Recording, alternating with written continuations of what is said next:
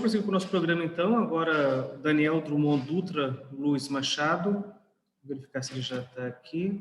Daniel Machado. Isso. Nós vimos dois casos, né? Um falando um pouquinho da gestão estratégica, outro casos reais da CNH Industrial, e antes dele, uma gestão estratégica de marcas do setor agroalimentar com o Zé Carlos de Lima Júnior. E agora a gente vai ter a visão do procedimento de registro de marcas, ou seja, o registro de marca, a perspectiva do examinador do INPI. E ninguém melhor do que alguém do próprio INPI para falar sobre isso. Daniel, acho que você já está a postos, pode compartilhar sua tela, assumir o microfone, a palavra é sua, meu amigo. Muito obrigado pela sua participação. Oi, gente, bom dia. Primeiro, agradecer a todo mundo, né, a oportunidade aí de participar do curso de verão. Eu vou aqui fazer uma apresentação informal, tá? Eu espero que em alguns momentos divertida, sobre como examinar um pedido de registro. Eu sou tecnologista em propriedade industrial do INPI, tá? Eu participo de alguns grupos dentro da diretoria de marcas. Eu respondo também lá ao Fale Conosco.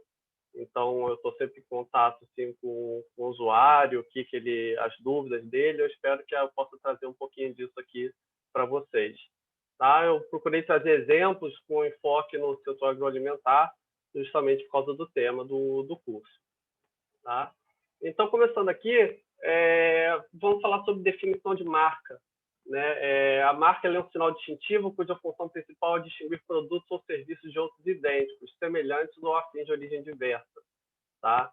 E aí eu trago para vocês vamos imaginar que a gente está fazendo uma viagem, para o Japão, né? A gente tem duas crianças acompanhando a gente, elas estão morrendo de fome, e a gente desce do avião e chega numa rua dessa, procurando algum lugar para comer. Né? E com certeza aqui tem diversas marcas, né? Tem nomes, tem símbolos, só que não são conhecidos, pelo menos do público brasileiro em geral. Né? E aí a gente com certeza vai chegar lá, vai ficar perdido, não sabendo aonde comer, onde se alimentar, onde é que meu filho, se meu filho é um daqueles chatos para comer, né? Onde é que meu filho vai comer? Né? E aí lá no finzinho da rua eu vejo essa imagem. Eu continuo sem saber o que está escrito aqui, pelo menos eu não sei, mas eu reconheço esse símbolo, né? Eu reconheço essa marca que, né, a gente conhece, os arcos dourados. Né? E a parte de se o que eu vou encontrar lá é um sanduíche bom, sanduíche ruim, milkshake bom, milkshake ruim, eu sei o que esperar, de acordo com o meu gosto. Né? Então, eu sei se aquilo ali vai me salvar e vai salvar meus filhos na hora da fome, né? Ou se aquele ali, não, eu vou evitar, porque essa comida aqui é assim, é dessa maneira, e vou escolher outra. Né? Então, essa é a função da marca. Né? Em qualquer lugar onde a gente for, né? Seja num país árabe, na Coreia, na China, na Rússia, se eu encontro esse símbolo, eu sei qual o que ele carrega, o que ele quer dizer. Né? Que são os arcos dourados. Então, essa é a função da marca, é a função distintiva. Né? A marca também tem algumas outras funções, mas segundo os principais autores e estudiosos de marca, todas essas outras funções remetem à função distintiva, né, que é distinguir produtos e serviços. E agora foi para baixo aqui. Então, a marca, além disso, ela veicula informações e características do produto ou do serviço que ela assinala. Né? Por isso, a gente, quando olha lá aqueles arcos dourados, a gente, né, tem alguma coisa na cabeça, ela remete a alguma coisa, e ela diminui os custos de busca para os consumidores. Né? Quando eu tenho uma marca diferenciando um produto ou um serviço do outro, eu sei o que aquilo significa, e se eu comprei lá uma vez, eu vou ter aquela ideia que eu posso comprar lá de novo, né? Eu sei o que foi aquilo que eu comprei. Então, isso é diminuir o custo de busca para o consumidor. Né? Então, além dos acordos internacionais, né, relativos à marca, né, a gente tem também nossa Constituição Federal, que a marca ela vai ser protegida, né, tendo em vista o interesse social, o desenvolvimento tecnológico e econômico do país. Né? E na nossa LPI, que fala que os sinais distintivos visualmente perceptíveis, não compreendidos nas proibições legais, serão passíveis de registro. Né? O INPI ainda não protege sinais olfativos, sinais sonoros, mas ele protege os sinais distintivos visualmente. Tá? Embora a gente, né, proteja a marca de serviço, marca de produto, coletivo e tridimensional, quem sabe é um espaço para, em breve, a gente proteger talvez outros sinais distintivos visualmente, como, por exemplo, a marca de posição. Outro exemplo que eu trago para vocês, que eu acho que todo mundo passa por isso, né? Todo mundo aqui tem um celular, todo mundo uma hora vai comprar um celular e chega numa loja e se imagina se deparar com isso, né? A marca vai funcionar no mercado justamente para eu conseguir distinguir um do outro, né? Então, quando eu chego numa loja, eu não vou encontrar produtos assim, né, sem nada. Eu vou encontrar produtos com as suas marcas. Eu vou saber, né, que o iPhone ele tem esse valor, o iPhone ele tem essas características de funcionalidade, né? A Samsung tem esse outro valor, a Samsung tem um Android, a diferença do sistema do iPhone. Então, a marca serve para dar essas informações, né? E, além, assim, ainda temos na lei, né, lá no Manual de Marcas, falar que a marca distingue a origem, mas a função de marca vai um pouco além de apenas distinguir a origem, né? Porque você vê, por exemplo, a Samsung ele tem uma série de celulares, A9, eu parei na Samsung há muito tempo atrás na A2, mas ele tem a linha também do S, né? Tem a S9, S10. Então, você vê, são produtos da mesma origem, mas são produtos diferentes. Eles têm uma marca Samsung S10, uma marca Samsung A9, que vai ser diferenciado de acordo com o público para o qual ele é direcionado, por exemplo. Então, esse é um outro exemplo de como a marca funciona. Aí agora a gente vai ver mais ou menos o que é a marca, né? A marca ela tem a natureza dela quando ela é classificada como marca de produto, serviço, coletivo ou certificação. E as marcas de produto ou serviço são aquelas que servem para distinguir realmente produtos ou serviços de outros idênticos, semelhantes ou afins, né? A marca coletiva tem até aqui o exemplo da Copper Cook, né, que o José Carlos falou na apresentação dele. A marca coletiva ela identifica e distingue produtos ou serviços provenientes de membros de uma pessoa jurídica representativa de coletividade, né? Então, é uma associação, uma cooperativa, um sindicato, tá? Enquanto as marcas de certificação elas servem para atestar a conformidade de um produto ou serviço com determinadas normas, padrões ou especificação técnica, né? Você olha para essa marca e você sabe que ela vai ter determinada qualidade, o que aquele produto tem um determinado material, ou ele tem uma determinada natureza. Então, essas são a natureza das marcas. Temos também a forma de apresentação. Aí a gente tem 4 formas diferentes, que são a nominativa, figurativa, a mista e tridimensional. A forma nominativa dos pedidos que chegam para a gente no INPI são relativos às palavras no alfabeto romano, né? Letras e números. Já a marca figurativa ela é composta apenas de imagens, de figuras ou de letras, como vocês vão ver mais para frente, letras e números isolados, mas apresentados de uma forma distintiva, que tem uma criação ali, eles estão estilizados. Já a marca mista ela é feita através da combinação dos elementos figurativos e nominativos, né? Então, a gente tem na marca figurativa, eu coloquei esses exemplos aqui em preto e branco, mas pode ser colorido também, assim como na marca mista. E a marca tridimensional é uma forma plástica, né? Aquela forma realmente tridimensional, que é capaz de individualizar produtos ou serviços, né? Então, você tem uma batatazinha, né, na formato de smile, né? Ela é bem diferente de todas as outras batatas fritas que existem por aí, né? Não é nada convencional, né? Do mesmo jeito, chocolate em formato de um batom não é convencional para formato de chocolate. Então, seguindo aqui, o que é a marca na questão do grau de distintividade, né? A gente tem as marcas não distintivas, evocativas ou sugestivas, as arbitrárias e fantasiosas. A marca não distintiva é aquela que identifica o próprio produto ou serviço, né? Ou diz uma qualidade, algo assim, como, por exemplo, pré-pronta, né? É uma farinha pré-pronta. Então, para assinalar a farinha de trigo, ela é considerada como uma marca não distintiva. As marcas evocativas e sugestivas são aquelas que dão uma ideia, né, do que você vai esperar. Ele alude uma característica do produto ou do serviço, mas não descreve diretamente, né? A gente pode ter o exemplo do belo arroz, né? Ninguém fica comparando, né, se o arroz é mais bonito do que o outro, né? Se ele tem mais beleza do que o outro, né? Mas ele dá uma sugestão de que aquilo ali vai ser mais gostoso, né? Que é mais o paladar vai ser melhor, então é apenas sugestivo. Já a marca arbitrária são sinais cujo, né, a expressão, o nome, ele é dicionarizado, ele é conhecido, mas ele não tem relação nenhuma com aquilo que ele visa assinalar. Então, por exemplo, a gente tem um elefante para assinalar extrato de tomate, né? Não tem relação nenhuma de um elefante com extrato de tomate. E as marcas fantasiosas, aquelas que não estão dicionarizadas, né? Não existem, né, no vernáculo, e foram criadas, né? Saiu da mente de alguém. Né? Tem a Häagen-Dazs, que não é uma palavra alemã, foi uma criação. E tem o Nescau, que eu aprendi agora, né, do mês passado, por acaso, que Nescau, na verdade, é a mistura de Nestlé com cacau. E aí formou essa marca.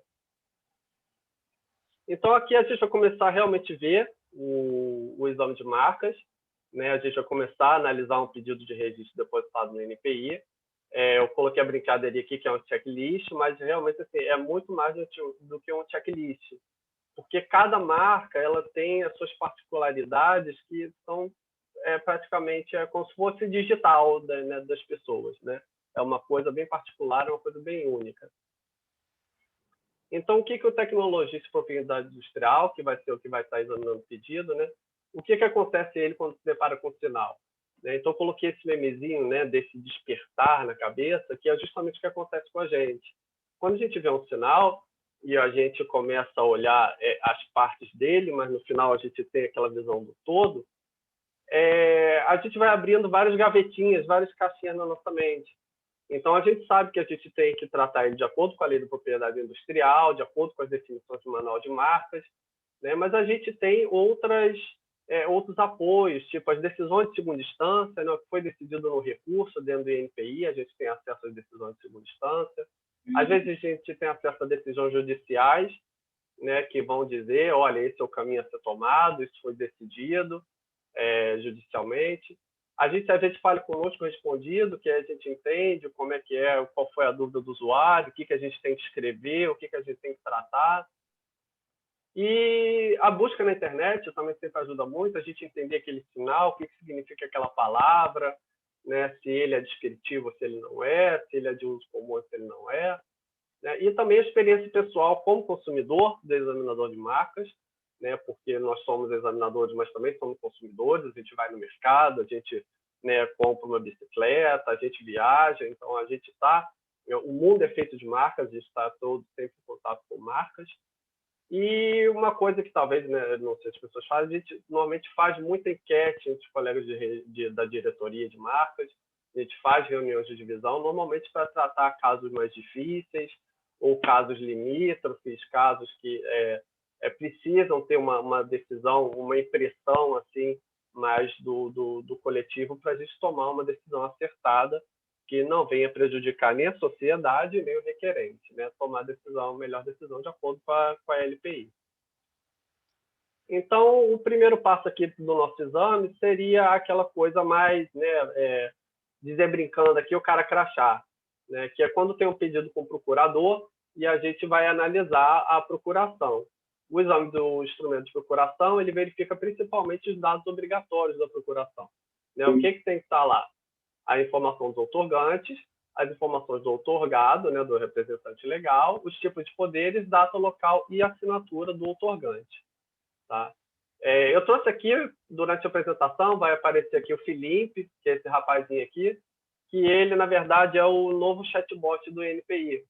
Tá? Então, sempre quando tem alguma ideiazinha, alguma coisa que é bom o requerente, o usuário dos serviços de marca prestar atenção, o Felipe vai estar aqui na apresentação para lembrar a gente.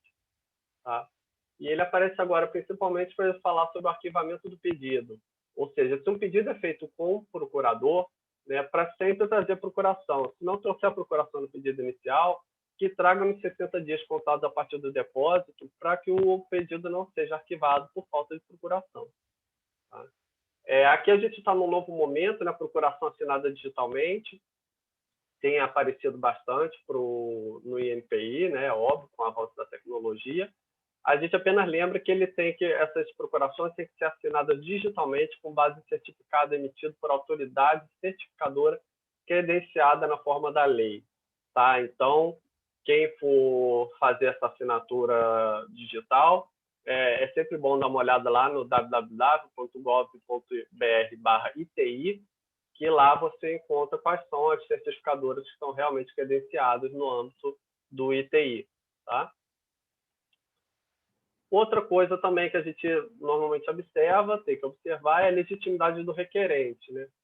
Quando o requerente ele marca quais os produtos ou serviços que ele quer assinalar no seu pedido de registro, isso tem que ser condizente com a declaração de atividade que ele está fazendo, né? Normalmente tem uma caixinha lá para ele marcar, onde ele declara sob as penas da lei que ele exerce efetiva e licitamente atividade compatível com a especificação requerida, ok? Mas às vezes ele pode trazer também, né, o cartão CNPJ, contrato social, e a gente tem que verificar se realmente aquilo está condizendo com que ele está declarando. O Felipe lembra a gente aqui que certos produtos e serviços são incompatíveis com a personalidade jurídica de pessoa física. E o examinador pode fazer exigência. Olha, eu sou péssimo para falar exigência, tá? Então eu vou enrolar a exigência 10.000 vezes aqui durante a apresentação. O examinador pode fazer exigências para que o requerente comprove sua legitimidade, tá? Então são serviços que realmente, né, a gente entende que não seria capaz de uma pessoa física fazer. Então o examinador vai lá e faz uma exigência para que o requerente ele explique, né, qual é, se ele realmente tem aquela capacidade, ele apresenta provas dizendo que ele tem, que ele pode realmente produzir aquilo, e o examinador vai analisar esse cumprimento de exigência. Então, agora a gente parte para a análise da marca, né? Ainda no nosso exame substantivo de marca, onde a gente vai ver a forma de apresentação, né? Se ela é nominativa, mista ou figurativa, né? Ou tridimensional, que é examinada num grupo específico lá dentro da diretoria de marcas. E a gente entende que o signo ele é formado pela sua parte significante e a sua parte de significado, né? Aquilo que a gente compreende, aquilo que a gente vê, né, de bater o olho, e aquilo que ele foi criado para trazer aquelas informações, né, aquela construção que os designers, né, as pessoas que criam marca, né, publicitários, o pessoal do marketing, do modo que eles criam a marca para passar certas impressões, né? Eu trago aqui assim, um exemplo bem básico, né, mas bem conhecido por todo mundo. Mas a gente sabe que normalmente as combinações de vermelho e amarelo no setor de alimentos apoiam aquela coisa de desejo de fome, né? Estimulam a fome na gente. Então, por isso que normalmente as marcas do setor alimentício, né, tem muito essa questão do vermelho e amarelo.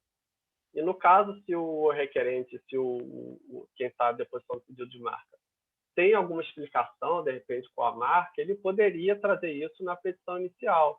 Muitas vezes essa explicação vem quando a marca é indeferida e é trazida no recurso, ou às vezes no processo de nulidade, no processo de caducidade, né? Então, fica a dica para, se alguém achar que explicar a sua marca, né, como ela foi criada, como ela nasceu, para o examinador vai ajudar, isso pode ser feito na petição inicial.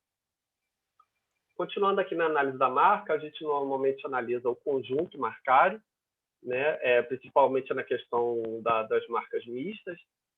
E eu trouxe aqui exemplo das marcas mistas, que normalmente tem mais elementos para a gente analisar.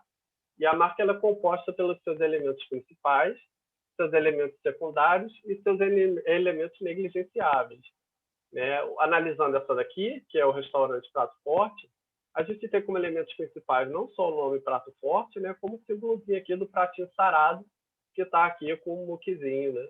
Então, isso aqui já faz o conjunto distintivo, né? A pessoa reconhece, né, essa combinação do nome com a imagem. Enquanto a gente tem como elementos negligenciáveis o sem balança, né, que só está descrevendo o tipo de restaurante, né, aquele que não é o restaurante aquilo, né? Você vai pagar um preço fixo e vai se alimentar. Você tem elementos secundários, né, que é um fundo, né, com vegetais, né, que tem uma relação meio que direta com o restaurante. Então, aqui, realmente, o elemento principal seria o prato forte e o bracinho. O Felipe diz para a gente que o grau de interação entre os diferentes elementos que compõem a marca pode afetar diretamente a impressão de conjunto gerada pelo sinal. Por que isso? Porque aqui você vê que a gente consegue individualizar o que é marca, o que é negligenciável, o que é secundário. Agora, nesse exemplo, apesar de, né, a gente ver que são duas meia-luas com palavras, né, com letras, na verdade, ela tem um conjunto indivisível, porque ela forma aqui um donut, né? Eu, por exemplo, eu vejo, ainda mais essa hora, né, 11h34, a gente falando de comida. A gente vê um donut, né, com uma cobertura aqui de um glacê açucarado e uma geleiazinha de morango em cima, né? E está aqui a marca que é It's Donut. Então, a gente sempre está fazendo essa análise realmente do conjunto marcário. Então, aqui, continuando, eu vou falar de algumas proibições, mas que podem ser tratadas através de exigências, né? Então, são pedidos de marcas que, às vezes, que são motivos comuns de serem feitas exigir. Alguém quer falar alguma coisa? Não, acho que foi só barulho.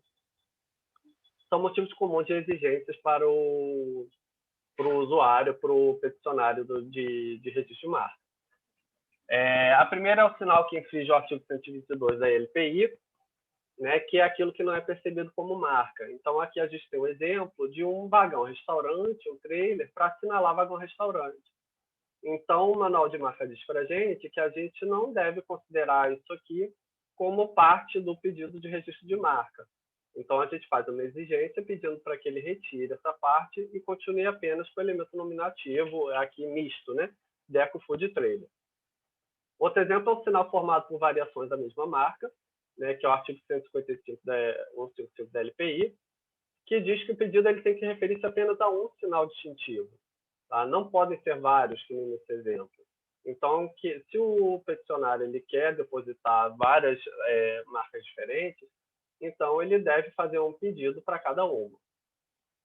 O outro é a forma necessária comum, vulgar de produto ou acondicionamento, tá? Que é aquela coisa que é o desenho técnico, é a forma básica, que nem aqui você tem um desenho, é praticamente um desenho técnico de um chocolate, né? Representação gráfica bidimensional. Então, é feita a exigência para que ele retire essa parte e siga apenas com o elemento nominativo. Perdão. Já nesse caso, né, como a gente tem a representação de um chocolate e o nome é chocolate, a gente não faria exigência porque não sobraria nada dessa marca para ser registrada. Então, ela seria indeferida de pronto. Outros motivos comuns de exigência são relativas ao inciso 10, quando o sinal é registrado seu caráter enganoso, é a presença dos termos certificação, certificado e certificador. Tá? Se não são marcas de certificação, pode levar o público-alvo ao engano. Tá? Então, é feita exigência para que seja retirado esses termos da marca. O nome civil patronímico com imagem de terceiros, aqui é quando não é requerido pelo próprio. Tá? O Felipe diz para a gente que considera-se como próprio titular do direito de personalidade a pessoa física ou a empresa individual. Ou seja, por exemplo, a Eireli e microempresa não seriam enquadradas nisso que o Felipe está falando. Então, caso o pedido inicial não venha com uma autorização para o uso desse nome, para o registro desse nome, desculpa, então é feita uma exigência. Ou seja, nesse pedido aqui, Maria Cecília Corte, se uma Eireli fez esse pedido e não tem autorização para o registro de marca, para o registro do nome dela como marca, então a gente vai fazer exigência. Tá? De modo muito parecido ao pseudônimo ou nome artístico. O pedido vem lá Christian Ferrari, a gente identifica que é um cantor muito famoso, tem vários CDs, faz show, participou do The Voice como jurado, né?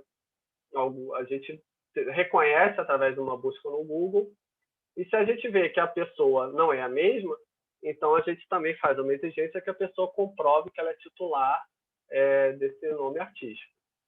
Também similar é a obra protegida por direito de autor, né?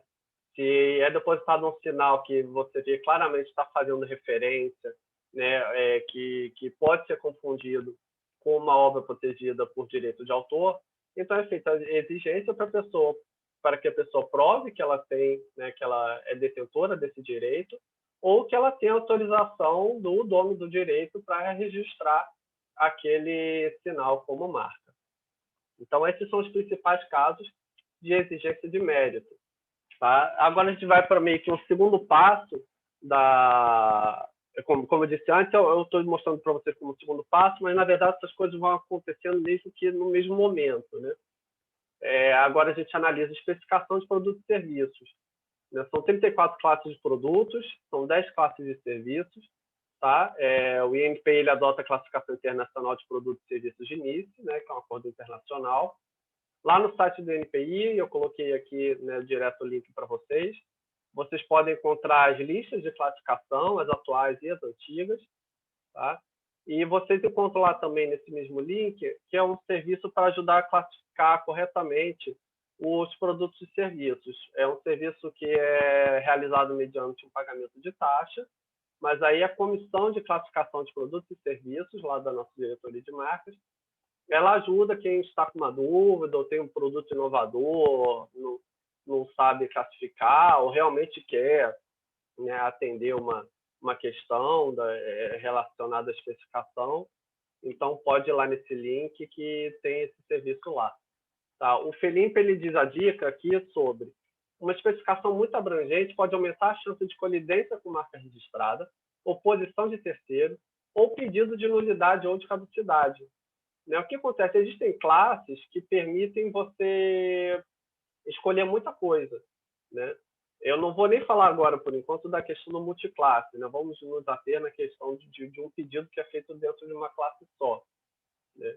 Aí eu trago como exemplo para vocês, por exemplo, a classe 9. A classe 9 ela vai assinalar babá eletrônica, óculos de sol, extintor de incêndio, telefone celular e gestuário à prova de balas. Né? Imagina a pessoa que escolhe todos esses produtos só porque estão dentro da classe 9, mas ele só faz óculos de sol. Então, a probabilidade dele de ter uma posição de um terceiro, né, ou de depois ele já lá com o registro concedido, né, em vigor, alguém pedir uma nulidade, aumenta essa chance. Né? É óbvio, assim, eu não posso falar não é para você restringir, né, deixar de fazer, assinalar algo com esse temor, né? Mas é bom, é interessante você ter visto, eu produzo isso hoje, eu pretendo produzir isso daqui a 3, 4 anos, para evitar realmente a chance de colidência. Né? Porque o que a gente quer é que as pessoas consigam realmente proteger as suas marcas. Né? Na classe de alimentos, a gente tem uns exemplos aqui, molho, farinha, doce, chá, também são todos na mesma classe, né? E é uma coisa que pode provocar uma colidência ali, às vezes quando o requerente nem efetivamente produz ou vai querer produzir aquilo.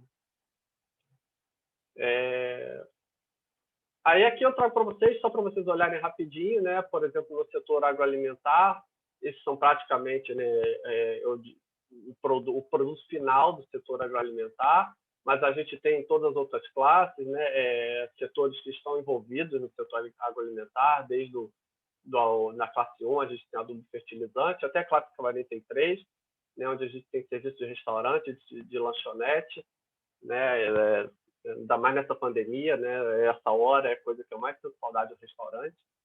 Então, a gente vê que, né, em várias classes a gente está envolvido no setor agroalimentar. Ainda na análise de especificação de produtos e serviços, os motivos comuns de exigências ou de exclusão de itens de especificação são esses aqui que eu mostro para vocês. Tá? A expressão em geral e afins, entre outros, como aqui no exemplo, né, bebidas, a pessoa assinala bebidas à base de chá, café, cacau, entre outros. Tá? Esse outros aqui, ele vai ser excluído de pronto. Tá? A gente não faz exigência para saber o que isso aqui está assinalando. Ele vai ser excluído porque ele não restringe a especificação. Ele deixa possibilidades que nem o examinador sabe o que é e nem a sociedade ou os terceiros sabem o que é. Então, esse entre outros é excluído. Tá? Agora, se os itens são genéricos ou imprecisos, por exemplo, se o requerente ele assinala um comércio de comida, pode ser que a gente faça uma exigência para entender o que ele quer assinalar com aquele comércio de comida, dependendo da classe que ele coloca. Né? Será que é comida pronta? Será que é marmita? Será que ele quer assinalar legume ou verdura? Né? Ou será que ele queria assinalar restaurante? Então, a gente pode fazer uma exigência para pedir para o requerente para ele explicar, olha, o que você está pretendendo assinalar com isso aqui. Outro motivo que é comum esse aqui depende um pouco da especificação como um todo, a gente vai ter que olhar a especificação como um todo. Ele pode gerar uma exigência ou ele pode gerar exclusões. tá? Que são quando na especificação você tem vários itens e, às vezes, alguns desses itens estão em classes que não são aquelas que deveriam estar ali. Tá? De novo, eu estou falando aqui apenas de um pedido realizado em uma classe só. Né? Não estou falando de pedido multiclasse, que agora é tratado de uma forma diferente. Mas, por exemplo, você tem carvão ativado na classe 1, outro carvão vegetal na classe 4, carvão vegetal para uso farmacêutico na classe 5, e aí carvão para lâmpada de arco na classe 11. Né? Porque, às vezes, o produto parece o mesmo, mas os produtos eles são divididos nas classes de início de acordo com a sua finalidade, a sua utilização, a composição do material daquele produto, né? Ou do serviço. Então, nesse caso, se a gente pega uma especificação que tem produtos ou serviços que não deveriam estar naquela classe, a gente vai tratar de uma forma ou outra, ou com exigência ou com exclusão. Uma outra especificação contendo termos equivalentes a produtos ou serviços considerados ilícitos, né? Tem como exemplo, por exemplo, né, o serviço de cassino, não é algo que é permitido aqui no Brasil, então poderia gerar, de repente, uma exclusão de pronto, uma exigência. E os jogos de azar, né? Os jogos de azar também só são permitidos aqui, por exemplo, né, vamos dizer que com as lotéricas, né? Mas você ter uma lotérica é toda uma autorização específica. Então, são serviços que podem gerar uma exigência ou uma exclusão. Tá? Eu estou aqui para um exemplo, o Felipe volta aqui para falar que existem marcas que são confundidas com o próprio produto ou serviço. Tá? Tais termos ou expressões não podem constar da especificação, porque são marcas registradas. Né? Então, a pessoa, se o requerente vai lá escolher a especificação livre, e ele coloca que ele quer assinalar com a marca dele chiclete, né? Chiclete é marca, e não pode constar da especificação de produto e serviço. Ele tem que colocar goma de mascar. Né? O outro, por exemplo, é maisena. Maisena é marca, não vai poder constar da especificação. Então, ele tem que colocar amido de milho. E assim, Yakult é leite fermentado, sucrilhos é cereal matinal, catupiry é requeijão cremoso. Tá? Então, o nome da marca não pode aparecer lá na especificação.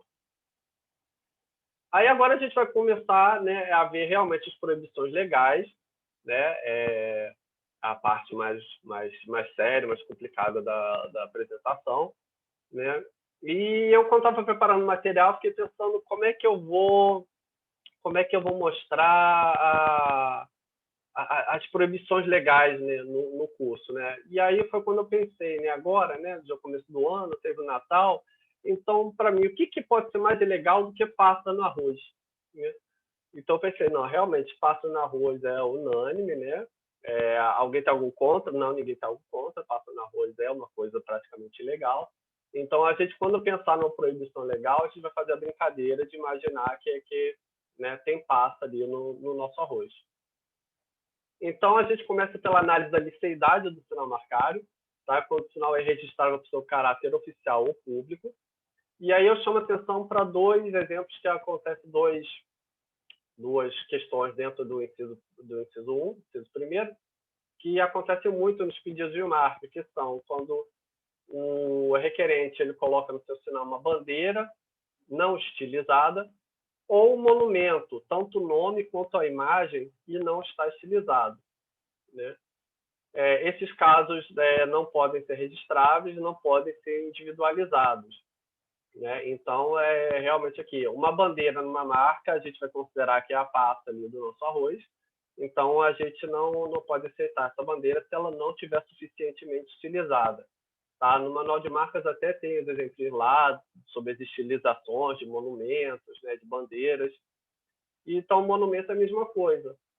O nome do monumento, Casa Milá, né, que é essa casinha aqui, que é essa construção, Muralha da China, Estátua da Liberdade, Cristo Redentor, tanto a imagem quanto o nome não podem ser registrados. Tá? E só pode ser registrada a imagem se ela estiver suficientemente utilizada.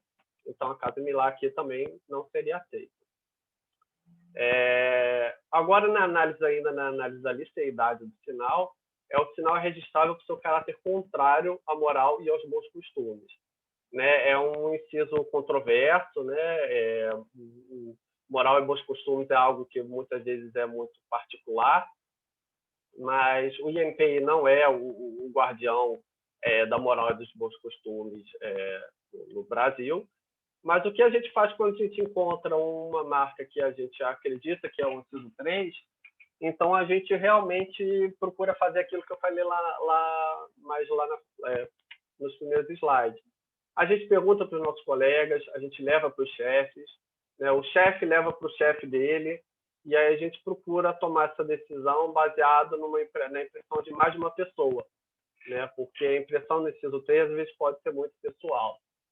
Eu chamo a atenção principalmente para essa letra B, porque às vezes a marca, né, que é pedida, ela contém palavras, expressão, desenho ou figura que são atentatórias dessa regra, tendo em vista principalmente a conotação que assume quando aplicados a certos produtos ou serviços. E aí eu trago esse exemplo, por exemplo, aqui, né? Você tem a IPA e o palavrão, né? E IPA, né, está relacionado à cerveja, mas o requerente assinalou bebida sem álcool, né? Então é algo que nem vai pegar só maior de idade, né? A especificação dele assinala qualquer idade, né? Então às vezes essas coisas, né, em relação ao público-alvo, né, se é infantil, se é adulto, a gente pode levar às vezes isso em consideração para essa análise do inciso 3. O Felipe lembra aqui a gente que tal avaliação poderá levar em conta características do mercado do produto ou serviço que o sinal visa distinguir. Né? Isso aqui vai muito justamente da especificação que a análise do sinal com a especificação que o requerente quis assinalar. Existem casos que podem cruzar um pouquinho, às vezes, a linha ali do inciso 3, mas porque ele está direcionado a um público bem específico e que está acostumado a lidar com aquele sinal de acordo com, né, o tipo de comercialização, publicidade e afins. Então, agora a gente troca aqui para análise da veracidade. E a análise da veracidade tem relação com o seu sinal irregistrável por seu caráter enganoso. Então, a gente tem aqui o inciso 10, que ele fala sobre a falsa indicação quanto à origem ou procedência, né? Ou seja, no exemplo, vinhos da França, se é fabricado aqui no Brasil, né? Se o produto é fabricado em um lugar, né? E, na verdade, se o produto tem um nome, na verdade, ele é produzido em outro lugar, isso pode levar o público consumidor ao engano. Né? Do mesmo jeito, pode levar o público consumidor ao engano quando o sinal é constituído por falsa indicação quanto à natureza, qualidade e utilidade. Né? Aí você vê aqui refrigerante para aguardente de cana. Né?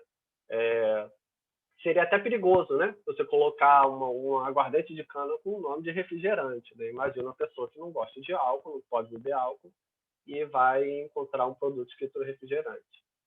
Então, esse é relacionado à veracidade. E agora a gente entra aqui na análise de distintividade do sinal marcado. Tá? A distintividade ela se relaciona com a própria função da marca, né? Como eu disse lá antes. A função da marca é o quê? É distinguir produtos ou serviços. E o sinal, para ele ser distintivo, ele tem que conseguir individualizar produtos e serviços de outros do mesmo gênero, natureza ou espécie. Antes de falar dos casos em si, eu trago para vocês elementos que normalmente não acrescentam distintividade ao conjunto. Tá? Então, um deles é a tipologia banal, que é aquela tipologia, né, vamos dizer, são aquelas letras básicas do Word, né, por exemplo. Né? O arranjo não distintivo de elementos gráficos ou formas geométricas, simples ou banais. Né? Uma curvinha, né, um arabescozinho assim, ao lado, normalmente não vão acrescentar distintividade ao conjunto. Tá? A representação gráfica fiel e realista dos produtos ou serviços, ou de algo que tem relação direta com o produto ou serviço, normalmente são casos que não são considerados que vão trazer distintividade ao conjunto. Então, aqui agora eu trago para vocês exemplos relativos principalmente ao inciso 6 do artigo 124 da LPI, que são os sinais irregistráveis do seu caráter genérico necessário, comum, vulgar ou simplesmente descritivo. Né? Então, a gente tem primeiro aqui ketchup, né, na forma nominativa, né? Ou seja, não tem nenhuma imagem, desenho, figura. Então, ketchup para alimento para animal continua sendo um ketchup, né? Não importa se é um animal ou se sou eu estou comendo. Né? Filé para temperos, né? Você sabe para que serve aquele tempero, o filé que você vai preparar. Boutique de flores, boutique a gente sabe que é uma loja, então boutique de flores é a loja de flores, já está descrevendo o que é. Puro limão, descrevendo, né, qual é a bebida que ele está comercializando e está qualificando, né, aquela bebida.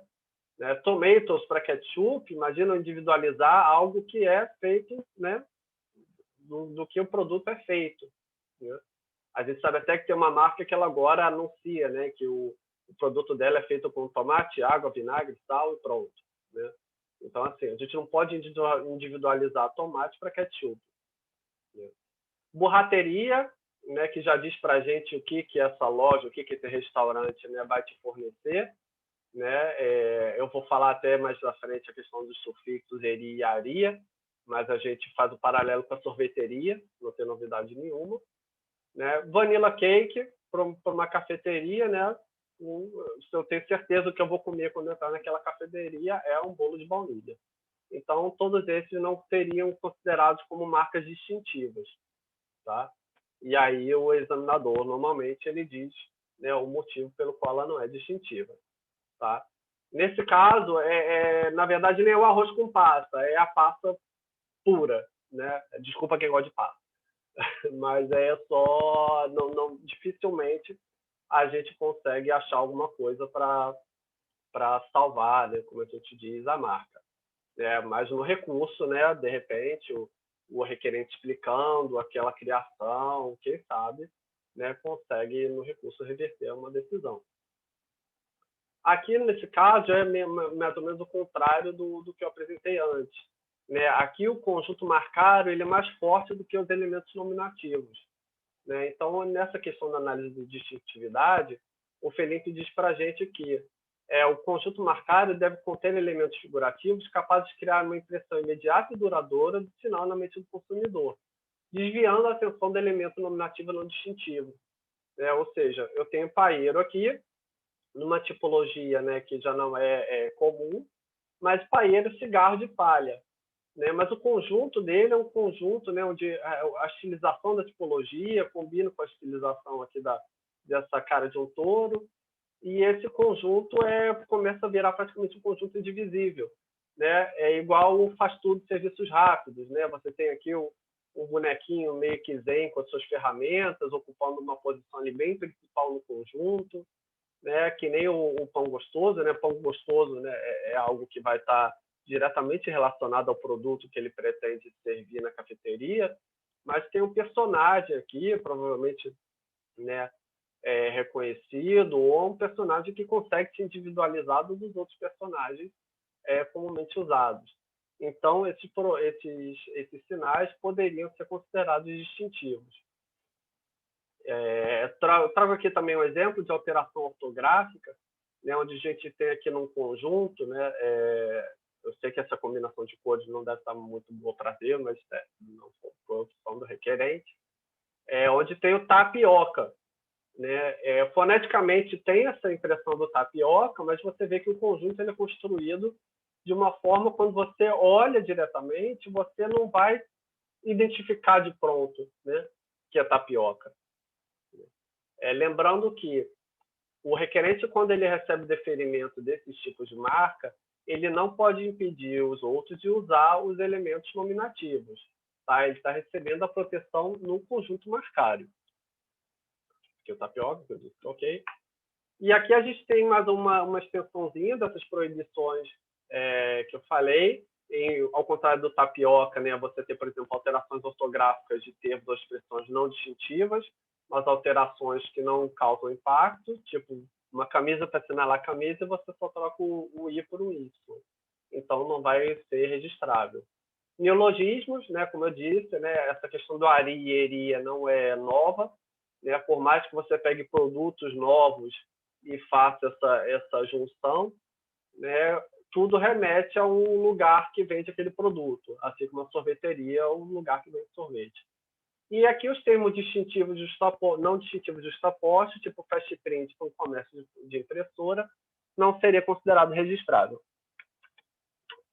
Porque só está dizendo o que a impressora faz rápido.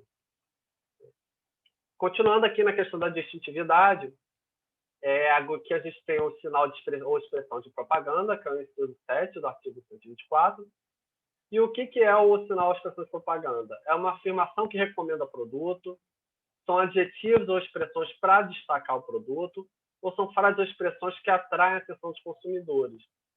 Aqui a gente volta lembrando que a marca ela foi feita para distinguir produtos e serviços uns dos outros, né? Então, recomendar, destacar, atrair atenção é uma função do slogan da propaganda. Por isso, ela não é considerada registrável. Tá? Então, quando a gente se depara com expressões tipo arte do bom pastel, aleitamento com amor, feito com orgulho, by Walmart, ou mais Nelore no Nelore, essa aqui eu me lembro que era uma marca de alguma coisa de inseminação em bovino, né? Então você estava só destacando, né, a qualidade, né, daquela criação de bovino. Elas vão ser definidas pelo inciso 7. Né? O que o Felipe diz para a gente é que, no caso, se você tem um conjunto onde é possível você retirar a expressão caracterizada como slogan, se o seu processo foi indeferido por possuir um slogan, você pode, no recurso, pedir para retirar a expressão que foi reconhecida como slogan. Tá? É só não alterar a marca, não fazer nenhuma alteração, só retirar a expressão que foi reconhecida como slogan. E aí você pode, de repente, ter o deferimento do seu sinal, se ele não esbarrar em nenhuma outra proibição legal. Aqui no nosso caso lá da pasta do arroz, né? Aqui, na verdade, a gente vai ter um arroz com pasta e a gente vai pedir para o garçom, olha, tira essa pasta aqui que eu vou seguir só com o meu arroz. Tá? E aí eu continuo o pedido bonzinho. Aqui a gente ainda na análise da distintividade, a gente tem o termo técnico, tá? Não é visto, né, comumente. Eu, por exemplo, só peguei para examinar esse caso aqui, mas eu descobri, não sou da área de agroalimentar, né, eu sou da área de moda, mas a gente vai fazendo uma pesquisa, né, quando a gente tem uma dúvida sobre o sinal, e a gente vê que o 000 é uma classificação de farinhas, né? Então, e dentro de uma moldura apenas, não distintiva, com galhos, com raminhos de trigo, que são relacionados diretamente à farinha, então tem, né, centenas de marcas que têm ramos de trigo, o conjunto acaba não sendo distintivo. Então, ele acaba sendo indeferido por termo técnico, porque o termo técnico ele não é algo que é amplamente conhecido pelo público, né? Diferente ali do que a gente falou sobre termos de uso comum, descritivo, genérico, o termo técnico ele é relativo apenas a um público especializado. Ainda na distintividade, falando aqui rapidinho, né? Inciso 2, as marcas, um pedido de registro que possua uma marca, ou que possua um nome, que é uma data completa, não é aceita, porque, né, não consegue distinguir produto e serviço, ele vai passar uma ideia de data de fabricação, numa data de criação, então não seria aceita. Se for a data incompleta, ela pode ser aceita como distintiva. Mesma coisa, uma letra ou um número isolado, se ela não tiver caracterizada de forma distintiva, estilizada, né, com uma criação, ela não vai ser aceita. Se tiver estilizada, ela poderia ser aceita, se não esbarrar em nenhum outro impedimento legal. Tá? Esse outro inciso aqui também, relativo a cores e denominações, salvo se disposto a combinar de modo peculiar e distintivo. Né? Ou seja, se for uma combinação de cores aqui, branco e preto, eu poderia aceitar como um pedido de registro de marca, considerar ele distintivo. Né? Já cores, né, e diminuição, o diminutivo, né, o aumentativo, roxinho, roxão, azulzinho, não seria aceito. Né? No caso aqui, né, azul viagens, azul parque, você vê que ele está combinado com outros termos, né? Ele está combinado com elemento figurativo, ou está combinado com uma sigla, e nesse caso eles também poderiam ser considerados distintivos. Né? Lembrando que eles não ganham a proteção exclusiva do nome azul. Né? Ele está ganhando uma proteção ali pelo conjunto. Agora a gente vai entrar na análise da disponibilidade. Tá? Alguns eu já falei para vocês, que são aqueles tratar, às vezes a gente consegue tratar através de exigência, né? Ele vai provar que é detentor do nome civil, do nome artístico, da obra. E alguns são invocados e são tratados apenas pelo examinador quando o pedido recebe oposição. Tá? Então, aqui é quando o examinador ele começa a verificar a possibilidade de uma colidência com sinais que já foram registrados. Aqui o examinador ele faz uma busca no sistema, vendo se tem nomes que são parecidos graficamente, foneticamente ou ideologicamente. E aí ele vai fazer a comparação do sinal que está sendo requerido e dos sinais que ele encontra na busca para verificar se semelhanças geram risco de confusão ou de associação indevida. Tá? Vou chupar a bala. Ele vai fazer uma análise do grau de semelhança entre os conjuntos e da afinidade mercadológica dos produtos ou serviços que ele está ali comparando. Aqui eu chamo a atenção, por exemplo, para a teoria da distância. A teoria da distância ela não tem a ver com a distância geográfica, tá? Não tem a ver com uma marca registrada no IAPOC vai poder ter uma marca similar no Chuí só porque eles são distantes. Não, a teoria da distância tem a ver com a questão de que se os sinais são semelhantes, eles só podem assinalar produtos ou serviços diferentes, né? Por isso que a gente pode ter Azul para uma empresa de viagem, a gente vai poder ter Azul para um celular, né? Óbvio que nem no conjuntinho que eu falei agora há pouco. Agora, se o produto ou serviço são iguais ou semelhantes, eles só podem conviver se eles forem assinalados por sinais diferentes. Porque senão confunde, associa e o consumidor não vai entender que aquilo ali são coisas diferentes. Né? O Felipe lembra aqui a gente que as marcas, né, principalmente as nominativas, né, mas também as de apresentação mista, são lembradas e mencionadas frequentemente de sua forma verbal. Então, o que acontece? Por mais que às vezes conjuntos sejam diferentes, né, se elas têm o mesmo nome, eu não vou saber qual foi aquela marca que eu comprei algum outro dia, né? Quando eu for pesquisar no Google, no Instagram, no Facebook, eu vou ficar em dúvida qual foi a que eu comprei, porque todas elas têm o nome de Doce Maria. Então, essas marcas na mesma classe para assinalar os mesmos produtos ou serviços, não deve ser permitida a convivência. E aí, sobre a afinidade mercadológica, o examinador vai analisando a disponibilidade, observando a afinidade de produtos ou serviços, né? E aí o manual de marca traz esses exemplos aqui para a gente fazer essa análise a partir do cotejo da afinidade das especificações assinaladas pelo sinal que está sendo requerido e pelas anterioridades. Então, a gente tem natureza, a finalidade é o modo de utilização, né, a complementariedade, né, por exemplo, a gente compra arroz e a gente compra feijão e normalmente prepara os dois juntos para comer, né? Ou a gente compra uma farinha, um ovo e um leite para usar num bolo, né? Então, isso seria quando um produto é complementar. Agora, quando um produto é concorrente, né, ou permutável, é quando às vezes a gente substitui um pelo outro. Ou seja, se de repente o azeite está muito caro, né, eu sou fit e só uso azeite para fritar minhas coisas. Se o azeite está muito caro, eu posso trocar ele pelo óleo. Outros motivos para a gente analisar a especificação é através dos canais de distribuição, né, o público-alvo, o grau de atenção, né, porque as marcas que demandam um menor grau de atenção, né, os produtos ou serviços que demandam menor grau de atenção, eles possibilitam maior risco de confusão. Né? Ou seja, aqueles produtos que a gente compra dia a dia, produtos de supermercado, né, uma bala, né, às vezes uma roupa, porque a gente não gasta muito tempo para pensar naquilo, ele tem baixo valor agregado, né?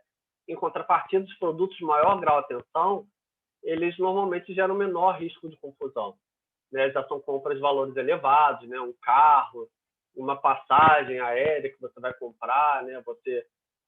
Você passa mais tempo analisando, né? Se vai fazer aquela compra, não vai, qual o risco de eu fazer aquela compra, se eu vou ter horário, férias para marcar aquele voo. Então, há uma diferenciação disso, né? Produtos que você gasta menos atenção para comprar, eles são confundidos mais facilmente, né? É tipo passar no supermercado e escolher um biscoito, às vezes sem nem olhar. E outra é a origem habitual, né? Se realmente aqueles produtos possuem a mesma origem, ou serviços possuem a mesma origem. Então, ainda na disponibilidade, a gente entra aqui agora no inciso 19, que é a marca registrada de terceiro. A gente começa, o examinador vai começar a fazer um cotejo dos sinais e a extensão de proteção que aquele sinal tem.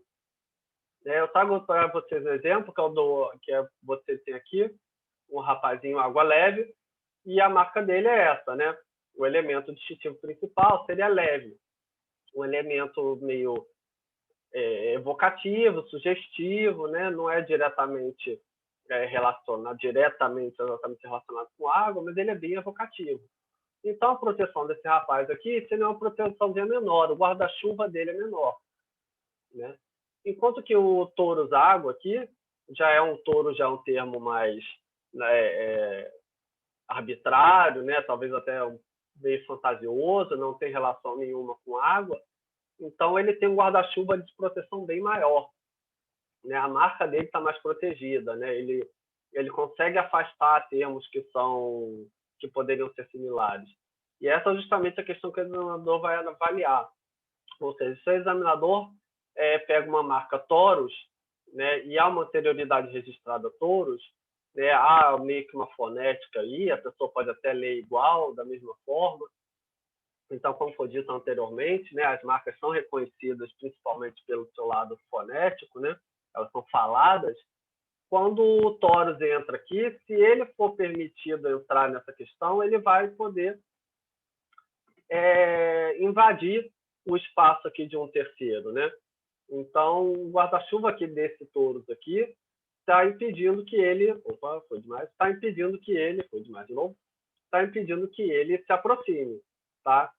Então, esse rapazinho aqui, que foi o Taurus que entrou, ele vai ter que ser indeferido porque ele está invadindo o direito anterior, tá? Então, ele não só está invadindo o direito dele, como se a presença dele no mercado poderia confundir o público com duas marcas muito similares, tá?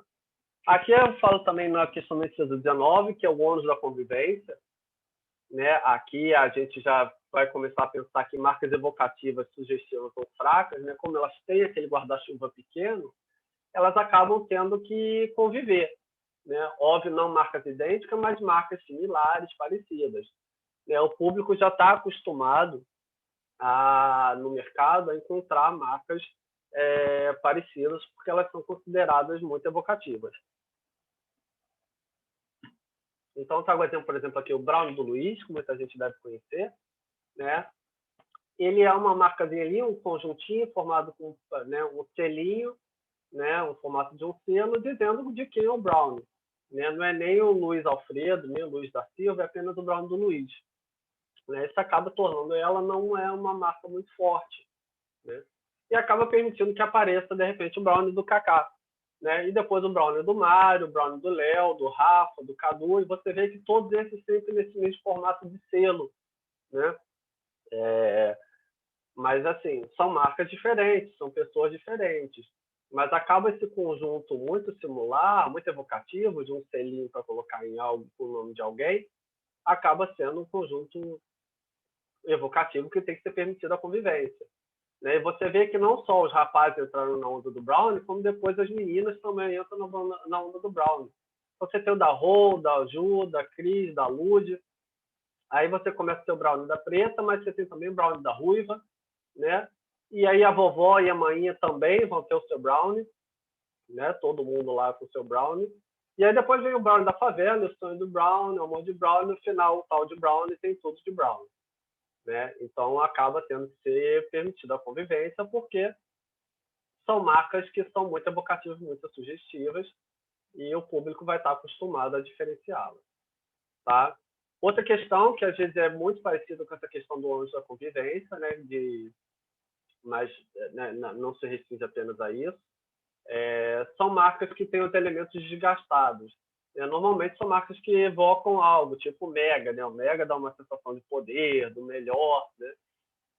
O que é bom lembrar aqui que são normalmente os elementos desgastados, são termos encontrados em diversas marcas de diferentes titulares e no mesmo segmento de mercado, tá?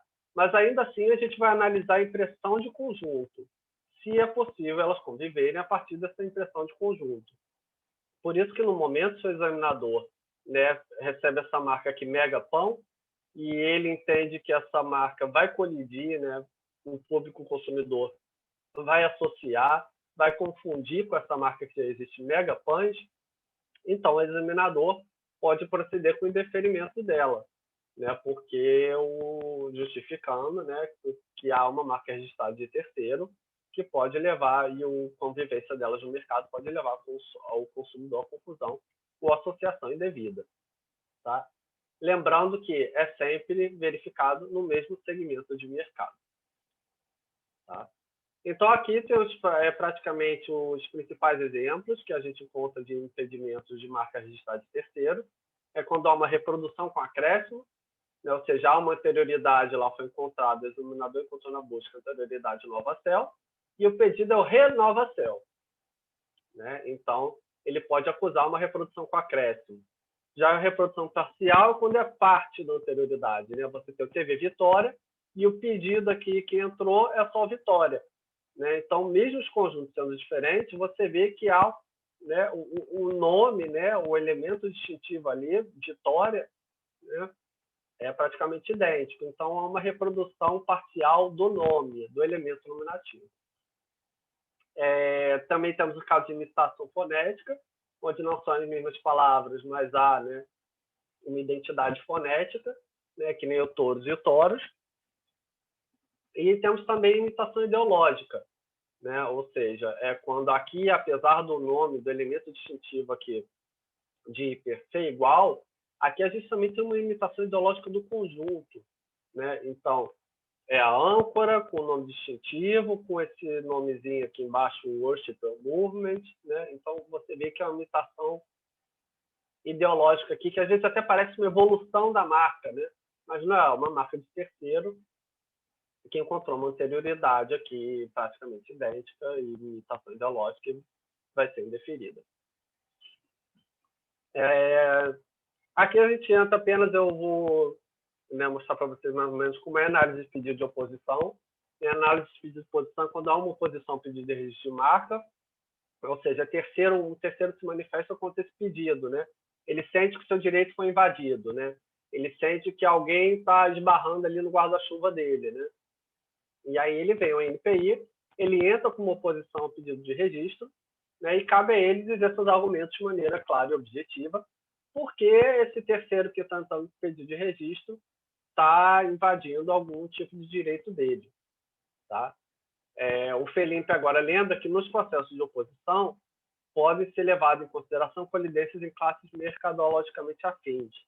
Tá? Hoje o NPI ele só faz busca dentro da classe em que o pedido foi depositado. Tá? Mas no pedido de composição, é verificada essa possibilidade de colidência em classes diferentes. Né? Do tipo vestuário e joias estão em classes diferentes, mas no pedido de composição pode ser apontado em outra classe. Vai ser feita uma busca em outra classe. Né? Os produtos alimentícios na classe de produto e os restaurantes na classe de serviço também pode ser apontado essa colidência. Continuando aqui nos pedidos com oposição, as principais proibições observadas em oposição são, além do 19, a gente também tem o inciso o 5º, que é o elemento característico ou diferenciador de título de empresa, desculpa, de estabelecimento, nome de fantasia, nome de empresa. Mas eu chamo a atenção principalmente, o Felipe aqui também, para a marca, quando o oponente alega marca de terceiro que o requerente não poderia desconhecer, marca notoriamente conhecida e uso anterior por usuário de boa-fé. Essa reivindicação tem que ser acompanhada por provas. Né? O oponente tem que provar que essa pessoa que está depositando o pedido conhecia a marca dele. Né? O oponente tem que provar que a marca dele é notoriamente conhecida, ou ele tem que provar que ele é um usuário anterior de boa-fé. Tá? Então, são alegações que não bastam ser ditas, têm que ser provadas.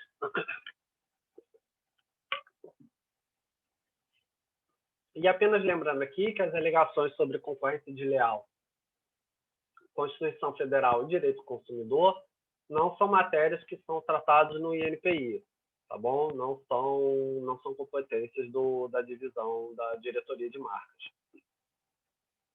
Então, aqui já finalizando, eu acho que eu não falei, eu sou coordenador do do grupo de análise de petição de caducidade. É uma parte que eu gosto muito do trabalho no INPI. Eu estou, inclusive, fazendo meu mestrado com foco em caducidade. Então, eu lembro aqui que o registro ele pode ser extinto. Chama atenção principalmente para a data de pagamento do decênio. Começou minha garganta. A data de pagamento do decênio, que deve ser observada, né, de 10 em 10 anos, pagar o decênio para não perder o registro. E a petição de caducidade após 5 anos de vida da marca registrada. A marca foi concedida, 5 anos depois ela pode sofrer uma caducidade. Eu trago aqui um trechinho do Denis Borges Barbosa. É um texto que eu gosto muito, que ele explica por que a marca tem que ser usada. Porque quem não usa a marca, ele está assambarcando, né, monopolizando ativos intangíveis sem função real, sinal de restrição à concorrência. A marca ela foi usada para distinguir serviços e produtos, não restringir a concorrência, não é para aumentar o guarda-chuva. Vou registrar essa marca só para aumentar esse meu guarda-chuva. Não, ela tem que ser usada. Tá? Por isso, eu lembro aqui os requisitos para comprovação de uso. Né? Caso a sua marca sofra uma caducidade, ele tem que demonstrar provas, né, que apresentem esses requisitos. Ou seja, você tem que demonstrar a marca assim como ela foi concedida e assinalando os produtos ou serviços da especificação. Tá? Lá no certificado de registro, ela vai ter, né, que o usuário recebe quando a marca é concedida, vai estar lá a marca e vai ter os serviços ou produtos assinalados. Tá? As provas têm que estar datadas, tá? A prova sem data não tem valor. Ela tem que ser emitida pelo titular do registro ou por licenciado autorizado. Se for licenciado autorizado, lembrar de trazer um documento de autorização, tá? Que não precisa ser aquele que está registrado no INPI, tá? Só pode ser um documento tipo de autorização. E tem que demonstrar uso no território nacional. Tá? O que o Felipe lembra a gente é que as modificações que alterem o caráter distintivo original do sinal registrado, está errado aqui, não serão aceitas para comprovação de uso da marca concedida. E o que é alteração do caráter distintivo? É quando a gente entende, né, até, se não me engano, foi o Arthur que falou, a gente entende que o detentor da marca, ele às vezes vai atualizando sua marca de acordo com a necessidade do mercado, né? As marcas mudam ao longo do tempo. E aqui eu trouxe até o exemplo da Starbucks. Né? Você vê que ela era marrom, depois virou verde. Né? Mas aqui você já tem uma alteração grande de cor. Né? Que nem eu disse lá atrás, né? Por exemplo, no setor de restaurante, vermelho e amarelo, as cores possuem um significado. Né? Então, aqui já há uma alteração do caráter distintivo original da marca. Aqui, embora, né, tenha tido uma alteração ali na imagem da sereia, você vê que não teve uma alteração sobre significativa de uma marca para outra. Né? Diferente aqui que a alteração foi bem dramática, né? Do Starbucks Coffee para a imagem só da sereia. Então, assim, conforme for fazendo mudanças na marca, é sempre bom olhar, sabe, para a marca original e ver se está na hora de realmente fazer um novo pedido de registro. Ou então, realmente mudou a marca, faz um novo pedido de registro. Tá? Aqui eu trago um exemplo de provas, né? Nota fiscal de produto e serviço. Sempre são provas que normalmente facilitam a comprovação de uso da marca pelo requerente. Né? Até você pode anexar a marca mista na nota fiscal. Há também na nota fiscal de produto, né? Há um campozinho normalmente marca, né? Que você pode dizer, de repente, o elemento nominativo ali da marca. E há, normalmente, sempre, né, os produtos ou a descrição de serviços nas notas fiscais. Tá? Caso não seja possível vocês comprovarem, às vezes, com uma nota fiscal, né, é bom sempre usar a rede social a seu favor. Né, já que a marca é para comunicar informações, as pessoas vêm sempre utilizando, né, as marcas no Facebook, no Instagram. Então, sempre quando for pensar em criar uma postagem, né, é bom de vez em quando pensar em criar um post com os requisitos de comprovação do uso, né? Isso, é ter uma data, é ter a marca mista que identifica esse serviço, por exemplo, serviço de comércio aqui, né? É ter tá mostrando aqui, né? Tem um preço, né? ou então aqui no outro aqui do brigadeiro, né? Ele está falando qual é o produto no post que ele está vendendo. Então, é só uma lembrança minha, né? Para falar assim, aproveitem essa oportunidade. E para finalizar, eu trago alguns exemplos de uso de marca, de provas de uso de marca, que normalmente são trazidas, mas que elas dificilmente comprovam o uso da marca, né? Que são cartões de visita, né? Cartão de visita normalmente nem é datado, então já vai morrer na questão de não ter data, né? Planejamento de material de identidade visual, né? Quando a pessoa está planejando a identidade visual de bolsa, de tag, né? de embalagem, mas aquilo ali às vezes não tem data e aquilo ali ainda não foi exposto ao consumidor, né? Então aquela marca não saiu de dentro da empresa, tá? Então ela ainda não está cumprindo a função social dela de identificar produto ou serviço para os consumidores, tá? E esses outros aqui que depois vocês podem dar uma olhadinha, tá? Já estamos chegando no finalzinho. Então eu quero agradecer, espero que vocês tenham gostado, tá? Espero que tenha sido divertido. Desculpa quem gosta de pasta novamente. Tá? Eu odeio cebola, pensei em falar cebola, mas acho que atinge mais pessoas ainda. Então, espero que vocês tenham gostado. Fica aqui o contato, tá? Podem entrar lá no Fale Conosco, perguntar as dúvidas sobre marca, sobre registro, sobre seu pedido, que temos uma equipe lá toda preparada para responder a todo mundo. Maravilha, muito obrigado, Daniel. Foi ótimo. Nós estamos muito na avançada hora. Eu devo fazer aí uma oposição ao arroz com passa. Na minha opinião, taca a uva passa em tudo. A gente tem uma extensa... há controvérsias, mas eu entro com oposição facilmente nisso. Existe uma extensa lista de 8 pessoas que se inscreveram para perguntar, algumas até se perguntar por texto. A gente está com 2 pessoas coletando essas perguntas.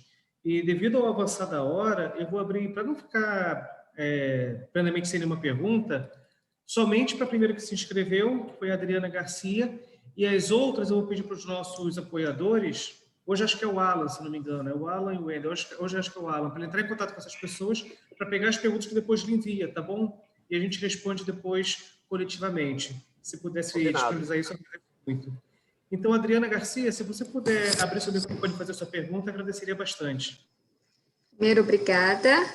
Quero agradecer a palestra, foi excelente, Daniel. Vou falar rapidinho.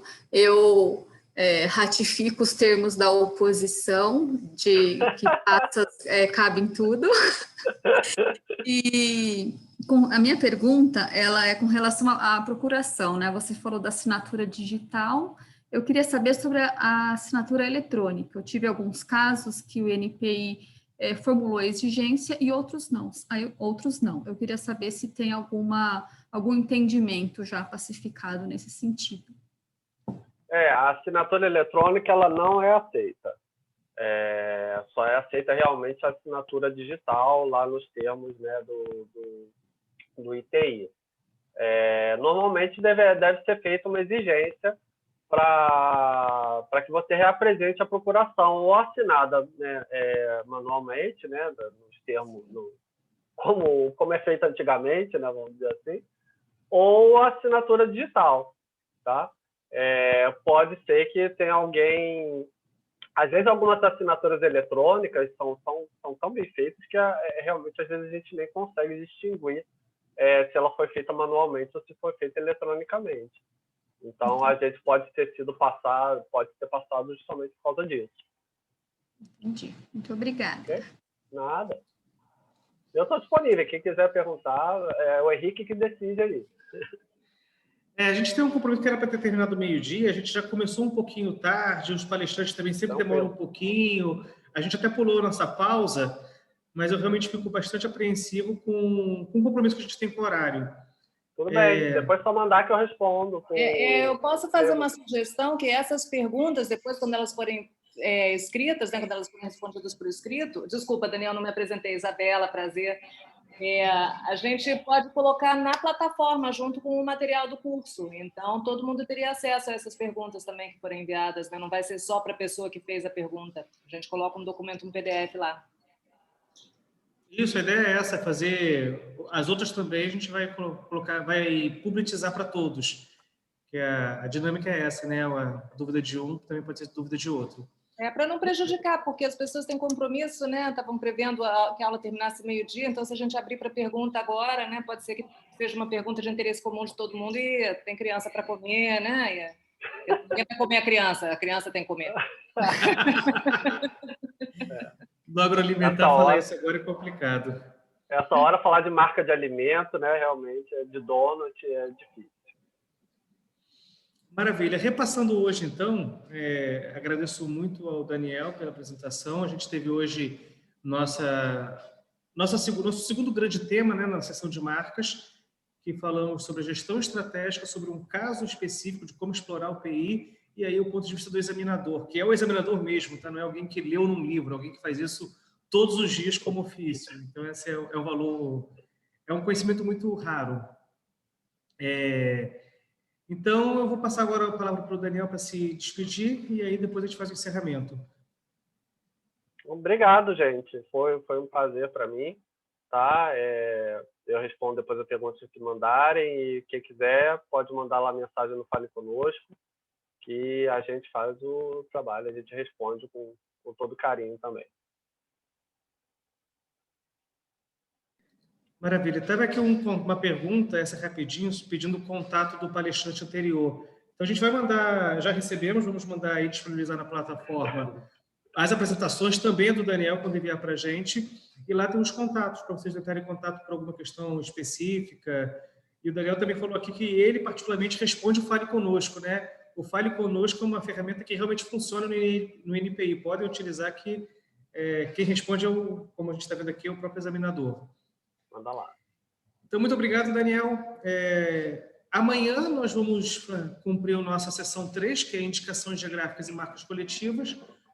Começamos às 9 da manhã com o Anselmo Bus, que ele é do Instituto Novartis. Depois a gente passa para a Suelen Costa Vargas, também do NPI, que vai falar dos aspectos técnicos da avaliação de marcas coletivas. E vamos verificar o fantástico caso que eu estudei quando eu fui aluno da Summer School, das bananas de Corupá. Então, quero aí desejar bom almoço para todos e aguardamos vocês amanhã.